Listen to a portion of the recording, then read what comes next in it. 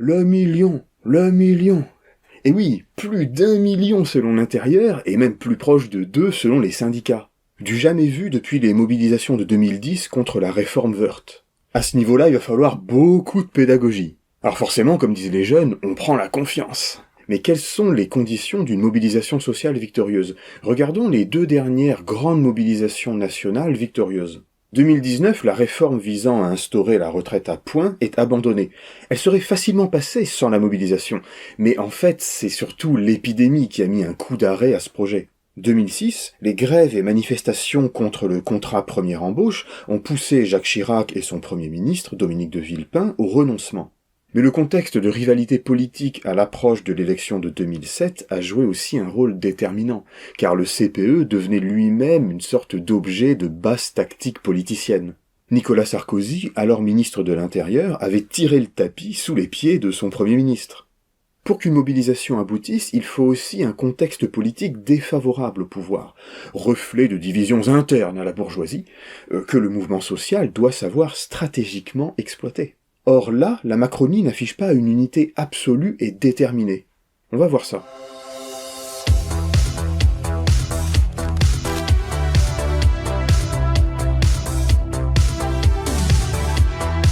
Bon, en ces temps troublés, il faut se fier à nos phares de la culture française. Toujours de bons conseils. Je pense bien sûr à Michel Sardou. C'est ça mon problème. C'est-à-dire que je n'ai pas compris cette réforme. La réforme. Moi, personnellement, là, devant vous, je vous dis, j'ai rien compris. En effet, depuis 1 an, le président dit tout et son contraire. Faut une réforme des retraites pour faire des économies en général dans les comptes publics. Ah non, en fait, c'est juste pour combler les déficits du système de retraite en particulier. Ce sera le quinquennat du dialogue, de la consultation des corps intermédiaires, blabli blabla, mais en même temps, tous les patrons de confédérations syndicales se plaignent de l'impossibilité d'argumenter sur les retraites. Et en même temps, jeudi, depuis l'Espagne, Macron nous ressort El Famoso, c'est pas la rue qui gouverne. Il y a eu aussi un premier tour qui m'a placé en tête où les choses avaient été dites en très grand détail et clairement. Et il y a ensuite eu des législatives qui ont donné une majorité relative, mais où les choses étaient portées clairement. Donc on ne peut pas non plus faire comme s'il n'y avait pas eu d'élection il y a quelques mois, c'est juste ça ce que je dis. Au passage, notez cet écran bien splitté. Bon taf BFM. Normalement là, ils te mettent un syndicaliste ou un LFI, et derrière t'as une vitrine brisée ou une poubelle qui crame. Vous avez voté Emmanuel Macron Oui, la dernière fois, oui. Les 2 tours? Ah bah oui. Ah bon? Vous auriez pu au premier tour faire un autre choix. À qui Mélenchon. Ah, Mélenchon, non. Cette communication du « en même temps » devient illisible, et en même temps signale une fragilité. Comme le souligne une analyse du Monde, Macron s'est de plus en plus entouré de technos sans surface politique, et apparaît plus que jamais sans relais dans la société. Il ne l'écoute pas, ça on le sait, mais il ne sait pas non plus par quel bout la prendre. Et la solidité de son dispositif politique est sérieusement mise à l'épreuve par la mobilisation.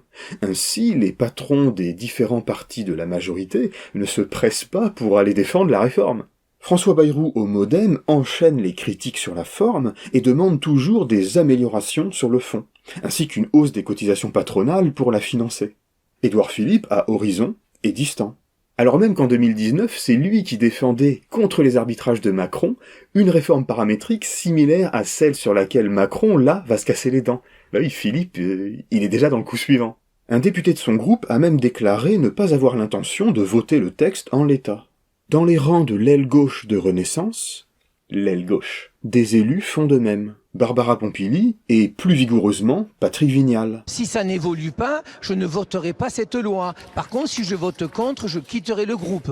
Même aujourd'hui, c'est perçu comme une réforme injuste, y compris par des macronistes. Y compris par des macronistes, j'allais y venir. Vous pourriez peut-être les convaincre de venir avec vous. D'autres députés adoptent une position plus attentiste et opportuniste. Ils observent ce que font la rue et comment va évoluer l'opinion. Berger fait son possible pour secouer ses brebis égarées, même remontrance dans la bouche du ministre de l'économie. Je dis surtout faisons bloc.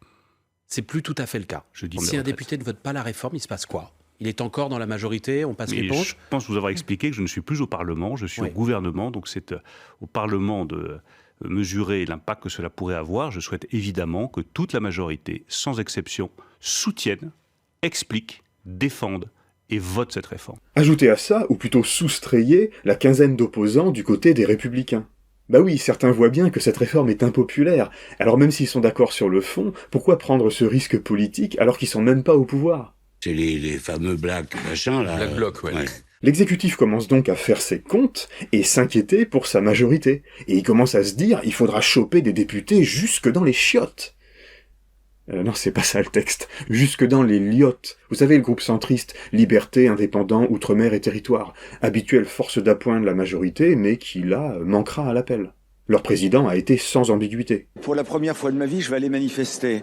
Pour le moment, nous sommes contre le report de l'âge légal à 64 ans. En face de l'exécutif, l'opposition parlementaire fait bloc. La gauche NUPES et les partis qui la composent entendent bien profiter aussi de l'occasion pour faire oublier quelques mauvaises séquences internes. Et le RN, lui, veut tirer son épingle du jeu. Opposé à la réforme, mais adversaire des luttes autonomes des travailleurs, le parti d'extrême droite soutient mollement les manifestations, tout en reprenant la rhétorique gouvernementale de la division entre les manifestations calmes et la grève, le blocage, etc. Tous ces gens ont besoin d'aller travailler, donc ils veulent pas d'un jeudi noir. Par contre, on peut se mobiliser, c'est-à-dire que, vous voyez, c'est intéressant. Alors comment vous allez manifester, c'est parce que vous allez manifester dans la rue comme beaucoup de gens, beaucoup d'années. Ah oui, mais vous n'allez pas travailler, donc il va y avoir grève, quoi. Oui, c'est pas un jeudi noir pour les autres, voilà. Bon, et par ailleurs, il y a eu. C'est pour ça qu'il faut faire une différence entre se mobiliser et ne pas assurer les services publics. Si le mouvement est perdant, Marine Le Pen dira que la gauche et les syndicats sont inutiles et emmerdent le monde. Elle a tout intérêt à ne rien faire et à renvoyer éternellement aux prochaines élections. Je suis contre le fait de paralyser la France. De bloquer. Voilà. Dans ces conditions, il n'est pas sûr que l'opinion se laissera retourner par les quelques Attal, Le Maire ou Dussopt envoyés sur les plateaux pour chanter les refrains « La réforme est nécessaire »,« de la pédagogie »,« dans le dialogue » et « non au blocage ». Il n'est jamais trop tard pour se parler, qu'il n'est jamais trop tard pour échanger, qu'il n'est jamais trop tard pour chercher à avancer ensemble. Car pour moi, c'est le gain essentiel de la journée réussie de jeudi. Le gouvernement ne parvient pas à imposer dans l'opinion son récit de réformistes contre déraisonnables ou gentils manifestants contre bloqueurs. Surtout, c'est un signal fort envoyé au reste de l'opinion, qui est contre la réforme, mais qui a une attitude attentiste, et qui est sceptique sur les capacités de victoire d'une mobilisation sociale. En effet, un sondage du JDD, par exemple, indiquait que si 68% des Français sont opposés à la réforme, ils sont autant à croire qu'elle passera tout de même.